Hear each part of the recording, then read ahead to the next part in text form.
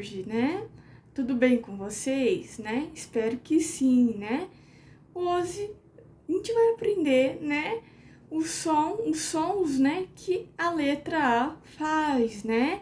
A gente vai aprender um pouco o som da letra A no vídeo de hoje, né? A gente vai aprender um pouquinho e também a escutar os sons que a letra A faz, né? Então, vamos aprender um pouquinho, né, o som da letra A para já nós acostumarmos, né? Então, vamos lá, né?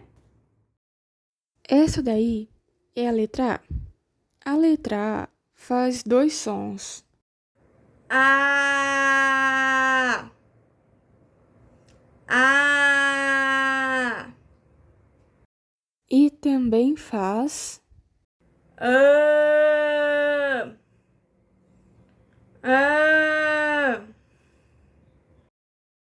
E vamos mais uma vez.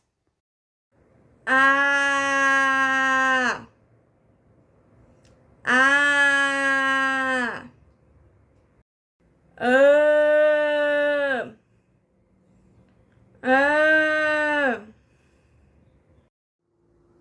Para finalizar a aula de hoje, né, vou dar duas atividades para vocês lerem, né, e também praticar e conhecer mais a letra A. Uma das atividades, a primeira, é claro, a primeira atividade é um poema, que é um poema da Dona Aranha, né, que tá aparecendo para vocês lerem, viu?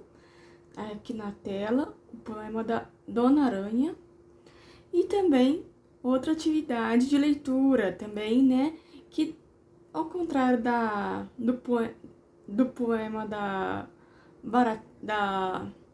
Dona Aranha, né, é a música da Baratinha que diz que tem, né, que também vai ficar disponível aqui no lado da tela para vocês lerem, né. Então, esse aqui foi a nossa aula de hoje. Então, até lá!